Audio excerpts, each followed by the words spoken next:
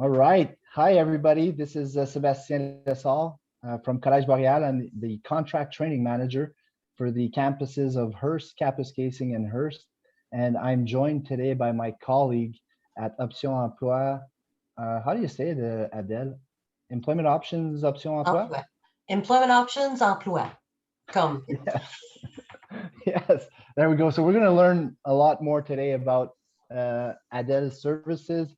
Adèle Bordeleau, she's been with the college for 25 years. I'll let her introduce herself. I just want to start off by thanking the Chamber of Commerce again for organizing this event and allowing us to present ourselves, present our services, and make sure that everybody in our community understands the resources that they have at their disposal to help them grow their business or overcome certain challenges that they have. And God knows we've had a lot of challenges this past year. It's very I think it's very important for us to come together, organizations that can help our local businesses. Our small and medium businesses are the heart of our economy, and we hope that they'll be tuning in or watching this recording and fully understand how we're there to help. So thank you to the Chamber for helping us put the message out there and helping our local entrepreneurial community. So without further ado, Adèle, do you want to introduce yourself? Oui, absolument. Mon nom, c'est Adèle Bordeleau et puis je suis prospecteur, job developer en anglais, pour Option Emploi au Collège Boréal. Nous sommes une organisation pour aider les gens, numéro 1, à se trouver un emploi qui a quand même une valeur ajoutée, un emploi stable. On a plein de différents volets à nos programmes et puis je pense que c'est un petit peu ça qu'on va discuter ce matin avec Seb. On veut aussi vous jaser des synergies qui se passent au Collège Boréal avec les différents départements, les différents secteurs. C'est quelque chose de vraiment intéressant et puis je pense que les gens comme Seb vont jaser de ça tantôt un petit peu. Les gens ne savent pas qu'est-ce qui se passe vraiment là, avec notre petite danse qu'on peut faire là, avec les différents secteurs. Donc, merci à la Chambre de commerce encore une fois. Et puis, j'espère que ça va pouvoir aider les gens là, à faire des décisions informées lorsqu'ils se cherchent pour un emploi ou différents services au collège. I totally agree, Adèle. Employment options emploi are so vital in helping. One of the biggest challenges that our employers face in our communities up north is finding human resources to fill the jobs that they have. There's no denying that our population is not increasing like in large urban centers. Therefore, the pool of resources that are available to fit the jobs is shrinking. And with that comes a lack of talent, competency, and skills. And that's where Collège Boréal, I think, has a huge role to play in our communities. And Collège Boréal was basically founded 25 years ago. It's our 25th anniversary.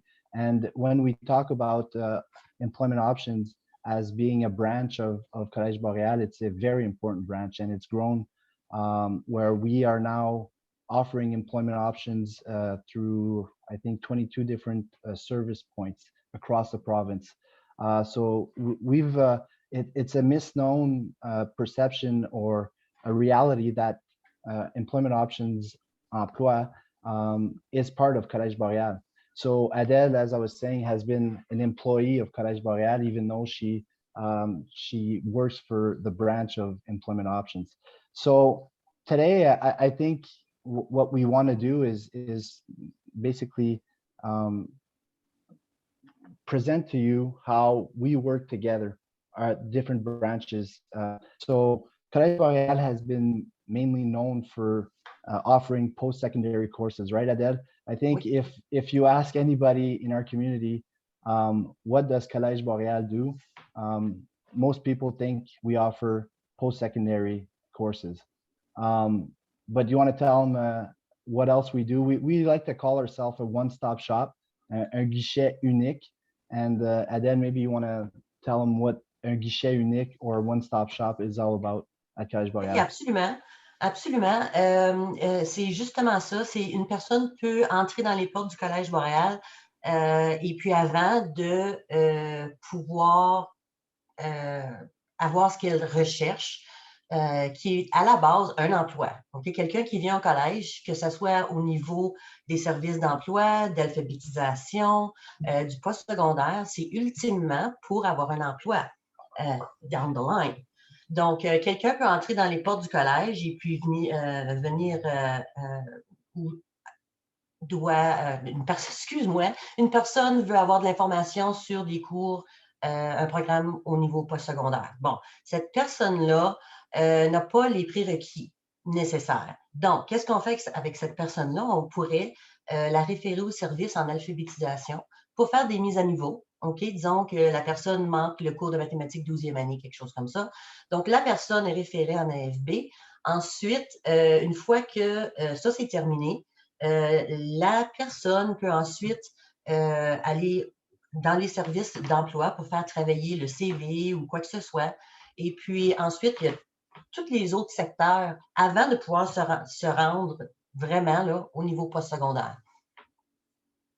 Oui, exactement. Donc, c'est probablement la plus grosse misconception qu'il y a, c'est qu'on est juste du postsecondaire. Et puis, en réalité, qu'est-ce qu'on est? C'est le collège joue un rôle. Basically, what the college wants to do is create pathways that will lead to jobs. So our role, whether it's post-secondary, apprenticeship, upgrading, contract training, as I do, what we try to do for small businesses is build competency for potential workers to fill those jobs. So everything that we do, it has one goal: create a new worker for the workforce. That's what we do. Whether it's a young person, whether it's somebody that's switching careers, whether it's somebody that's unemployed, looking for opportunities, when they walk into the college, or they should know, and that's where there's a lack maybe of knowledge out there, is that if you're looking to switch careers, you're looking for a new opportunity, you're looking to find your way, find your pathway to your ideal job, walking into the college is the best first step you can take, because we have all the services that are basically able to help you to achieve that goal. So and employment options is a huge player in the steps that will be taken to analyze where you're at, and also what you need to do to be able to access jobs.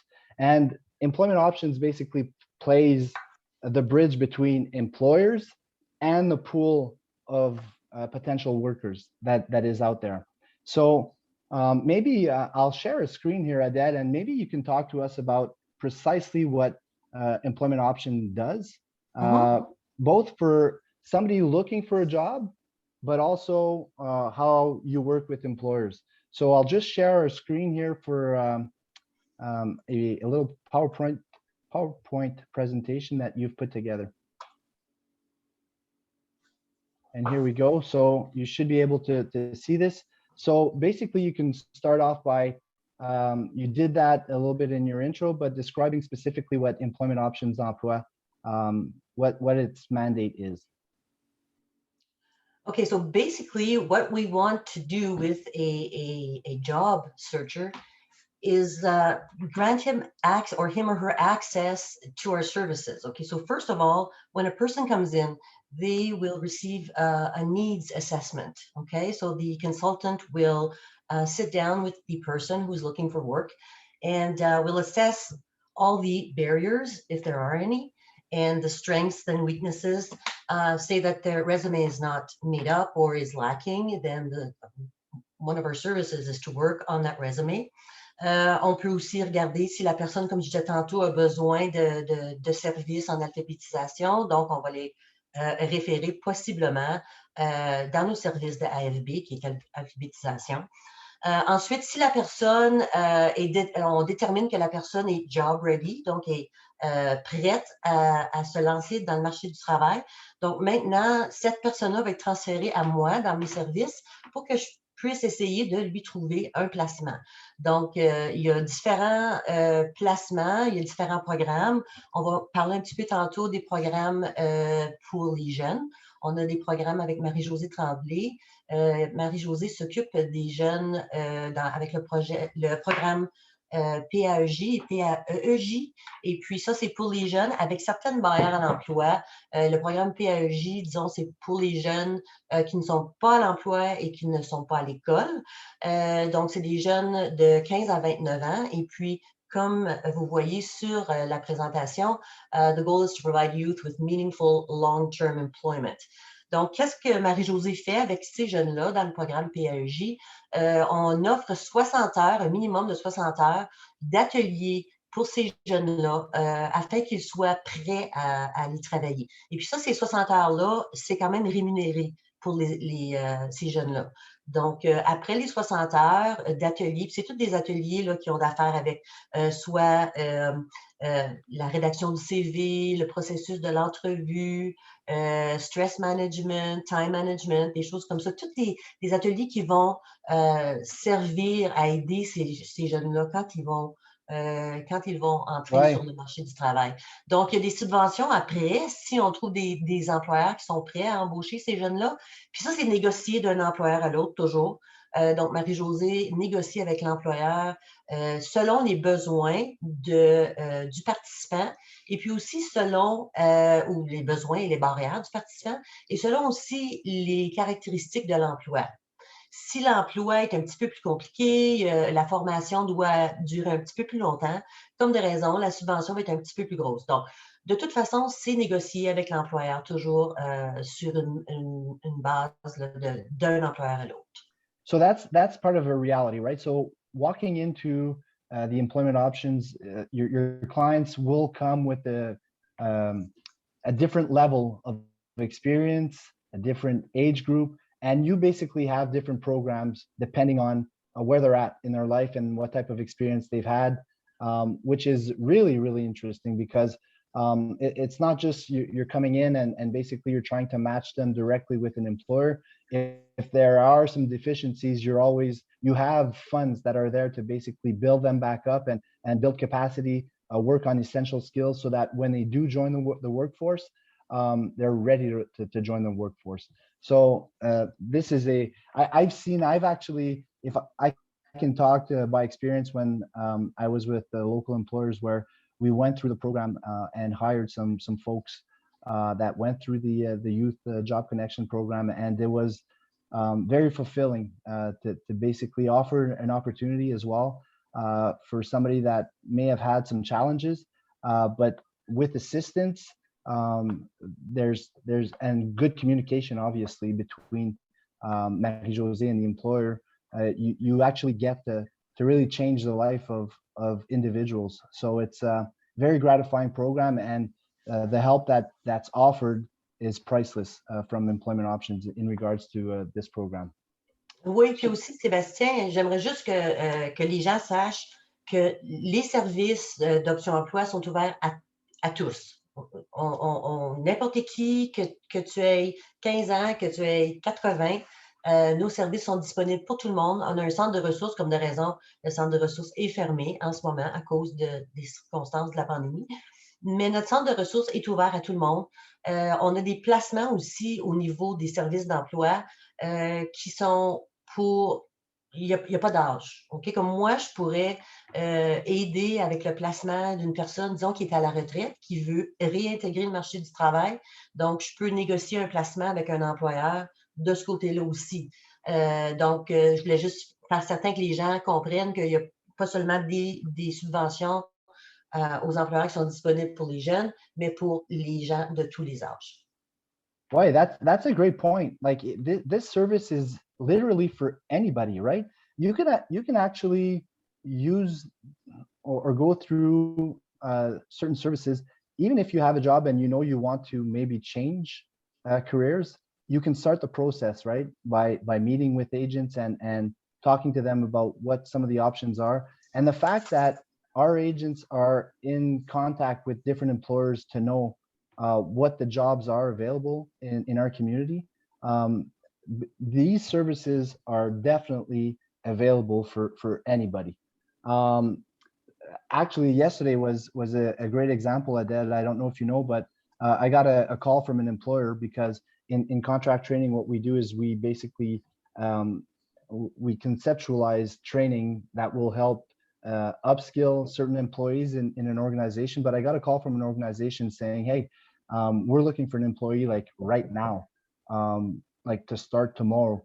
We have an urgent need. Do you know anybody? Do you think you can help? Well, as soon as I hung up, I basically reached out to René and Ron, stating the urgent need, and they had like full of candidates that they could refer to this employer. And I got an email at the end of the day saying, "Thanks a lot for the services. We actually found our new employee thanks to Ron and René and all the resumes they received." So that just goes to show how much of a precious service employment options can be when you think that a lot of companies, they don't necessarily have, especially small and medium businesses, they don't have an HR department, right? They don't have somebody that's dedicated to human resources and to creating job postings, to reaching out and knowing where to post your jobs and receiving resumes. So I imagine you must have had some interesting relationships with employers in regards to becoming almost an HR service for them. Oui, oui, absolument. Tu sais, des employeurs, comme tu dis, ils n'ont pas de secteur de ressources humaines. Donc, c'est difficile pour eux aussi. Surtout quand c'est un petit employeur, c'est des gens qui sont très, très occupés. Et puis, ils n'ont pas nécessairement le temps là, de s'asseoir et puis vraiment rédiger un offre d'emploi. Donc, il y a des employeurs qui nous demandent de l'aide de ce côté-là. Ensuite, qu'est-ce qu'on peut faire aussi? Il y a des employeurs, surtout des nouveaux employeurs qui ouvrent une nouvelle petite business. Qu'est-ce qu'on fait? On peut faire des genres de petits job fairs pour eux. Donc, on organise le tout au collège quand il n'y a pas de pandémie comme de raison pour que l'employeur puisse rencontrer les gens on the spot. Les gens sont là avec leur CV. Et puis, l'employeur peut vraiment choisir son personnel là, on the spot à ce moment-là. Et puis, il y a plein d'employeurs aussi qui ont des nouveaux employeurs qui sont pas nécessairement, ils n'ont pas nécessairement l'expérience avec, disons, le processus de l'entrevue, quelles questions poser, tu sais, recruitment, retention, des choses comme ça. Ben, c'est toute l'information qu'on peut partager avec eux. Donc, ça, c'est des choses qui se passent chez nous régulièrement. Et puis, en tout cas, je pense qu'on est rendu pas mal bon à aider les employeurs de ce côté-là. Definitely. I mean, another great example from last year. I remember when Chuck's Roadhouse Grill wanted to open. They had a 2-week deadline, and they were still in renovations and looking to find employees. And they reached out to Ron and Renee, who basically gathered, I don't know, like 25, 30 different resumes of people, contacted them, made sure that they had their certification. And that's where we work together with Employment Options Contract Training, where we offer health and safety training. We did some SMART serves, some WMIS, some 4-step awareness. And within 2 weeks, they had found all their employees using employment option services. So it just goes to show how sometimes it can be a daunting task when you look at the process of finding your employees and how you're going to go about meeting with them and filtering everybody that may be interested. And it was impressive to see last year how in 2 weeks time, working collaboratively in the one-stop shop environment, how we got to help this employer. And furthermore, I think what's really important is that you have money actually to help with different training as well, right? So you have subsidies that you talked about with the youth job connection program, but these subsidies are also available in different programs as well. Is that right? Oui, oui, absolument. Pour tous les services d'emploi, comme je disais tantôt, pour toutes les personnes qui se cherchent de l'emploi, oui, on a des programmes de subvention et puis c'est des subventions qui peuvent aller entre 1500 jusqu'à 2000, 2500, encore dépendant des barrières du client, des complexités du poste. Puis ça aussi, dans mon cas, c'est négocié d'un employeur à l'autre. C'est vraiment pas compliqué, hein. Qu'est-ce qu'on aime dire aux employeurs, c'est que on il n'y a pas beaucoup de bureaucratie, là. On essaye de faire ça vraiment facile pour les employeurs. Donc, tu sais, c'est vraiment pas compliqué pour eux. C'est des signatures. Ensuite, c'est des chèques de remboursement qui rentrent pour avoir formé cette personne avec nos programmes. Yeah, I think that's one of the things I remember when I was working in the private sector, having all those forms to fill out, and it can be daunting, it can be intimidating, and sometimes people just shy away from taking advantage of different programs because of that process alone. So having dealt with you, I think that's one thing I can testify is that you definitely help throughout that process and make it as simple as possible for people to take advantage of the money that's available, the incentives that are there, the subsidies that are there. And one of those programs that I remember taking advantage of was the Canada Ontario Job Grant Program. And that is one where we work collaboratively a lot in designing training that will qualify for Canada Ontario Job Grant. We have programs already, training programs like the AZ, and that is one that I use often with employers where they will apply for the Canada Ontario Job Grant and receive some funds. Do you want to talk about what are some of the funds and how much money they can receive when they're applying for that grant program? Oui, absolument. Donc, en français, c'est le SCO, donc le Programme de subvention Canada-Ontario pour l'emploi. Et puis, c'est un programme c'est pour les employeurs qui veulent investir dans leur main-d'œuvre. OK? Donc, un employeur décide de, je sais pas moi, changer de système informatique au niveau du payroll, quelque chose comme ça. Donc, c'est tout un nouveau système et puis les employés ne sont pas formés, puis ça prend quand même la formation pour que les employés puissent travailler le système comme de raison. Donc, dans certains cas, les employeurs peuvent prendre avantage du programme SCO. Et puis, c'est des petits ou les plus grands employeurs. Un petit employeur, on pourrait faire demande pour le programme SCO et puis la formation pourrait être remboursée jusqu'à 83 %. Ça, c'est pour les petits employeurs. C'est quand même des gros montants, là. Et puis, un employeur de 100 employés ou plus, c'est la moitié du coût de formation qu'on pourrait rembourser. Et puis ça, c'est jusqu'à 10 000 par employé. Donc, c'est beaucoup d'argent. Puis c'est un programme populaire. On a travaillé avec plein d'employeurs dans la communauté, dans les environs. Et puis, encore là, c'est vraiment pour la valeur ajoutée pour les employés qui existent déjà. Mais si un employeur décide d'embaucher des nouveaux employés et puis doivent former ces personnes-là avant de les embaucher. Donc, pour travailler chez eux, ces employés-là doivent avoir une formation, quelle que ce soit, peuvent faire demande pour le programme. Puis si ces nouveaux employés-là, qui étaient sans emploi avant de commencer, peuvent avoir un emploi à temps plein à cause de cette formation-là, ben là, on peut rembourser jusqu'à 100 It's amazing. du coût. It's Yeah, so amazing, Adèle. it's an amazing program. I don't think that employers know about it enough.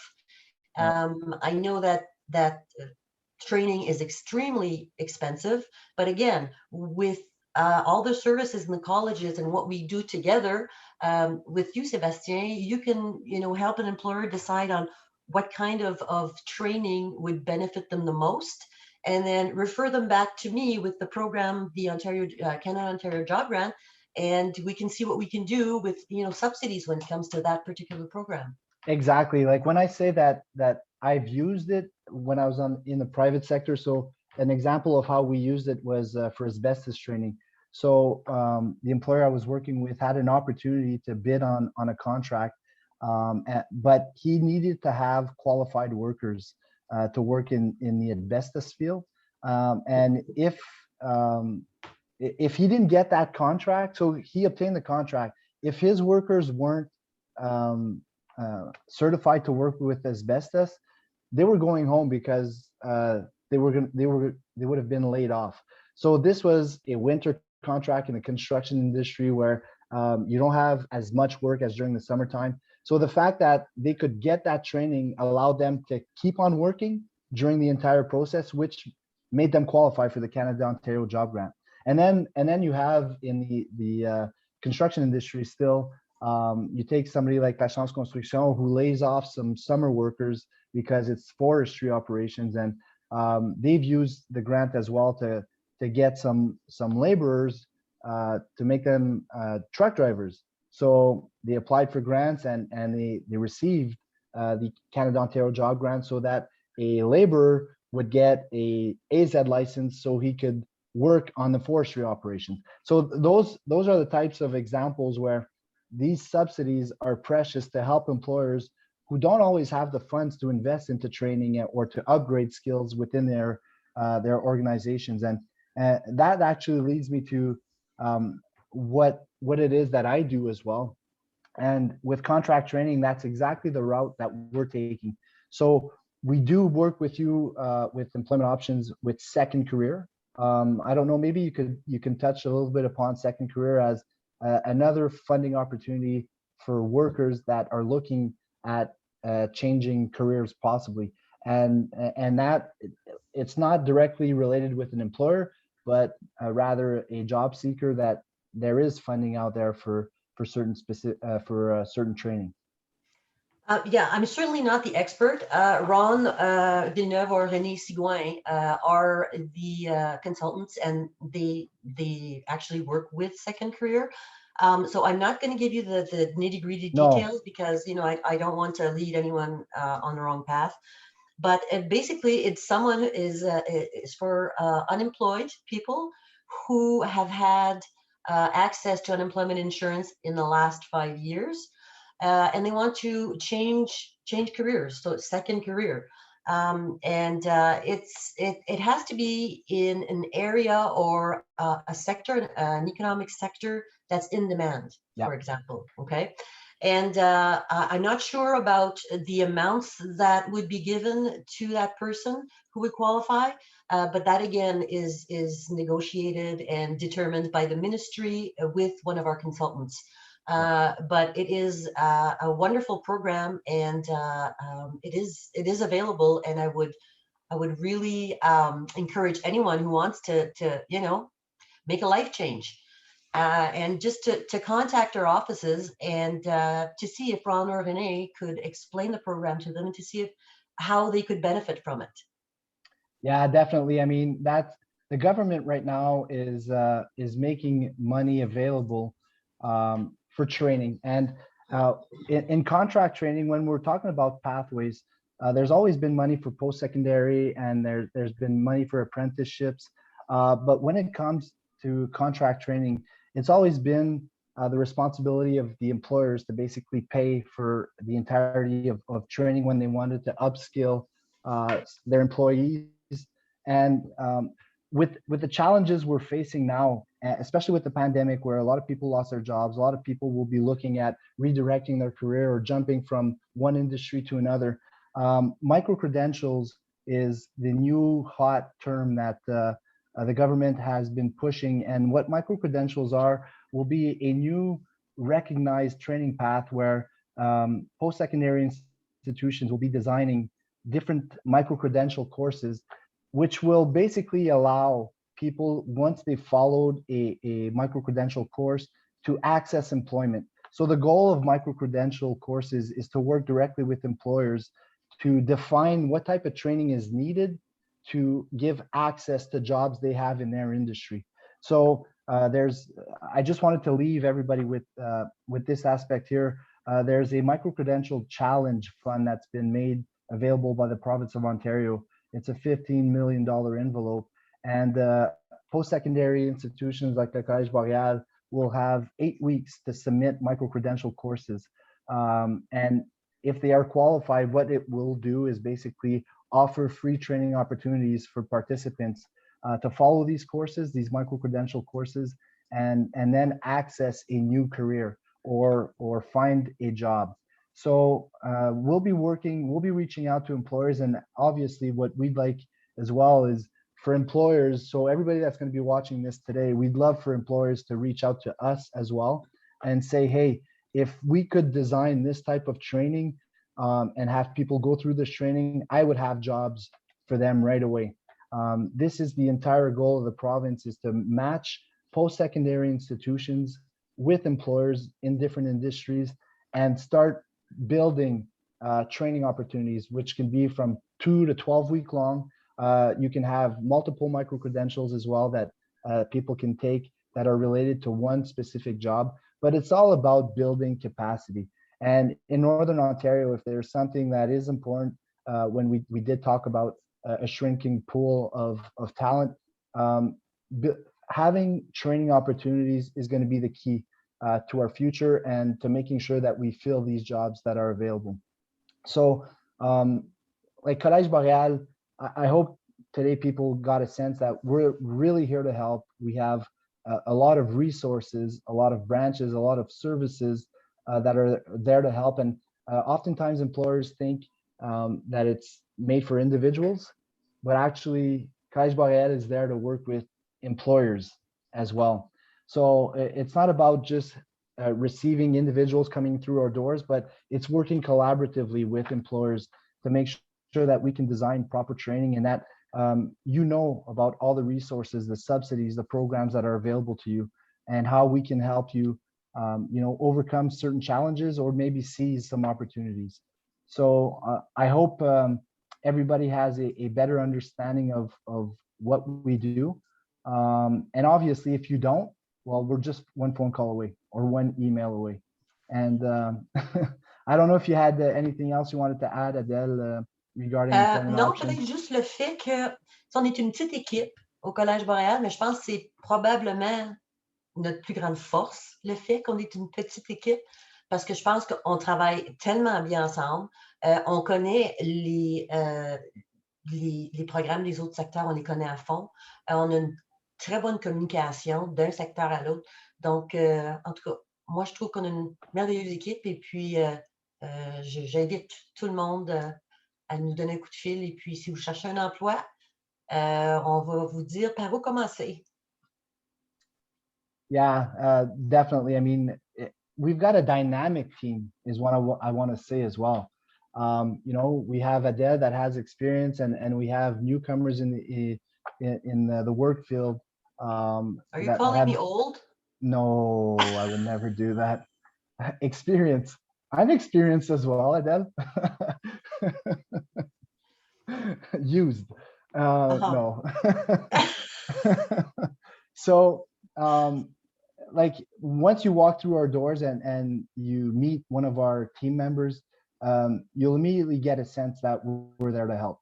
And that's what's fun about working at Collège Boréal. And that's why, as a town councillor myself for the town of Kapuskasing, it's a privilege for me to be part of Collège Boréal, to work alongside employment options and AFB, ACE, and all of the branches through the college, because we're making a positive difference every time we're meeting employers and we're meeting individuals. And at the end of the day, for our community, what that does, it builds capacity, it builds spending power, because if people have jobs, if our businesses find people to work in their jobs, our local economies strive. So like I get the chills when I talk about it, because no, it's true. It's true, because we make a difference. So we hope that you reach out and we're there to help. All right. Merci. Thanks, everybody.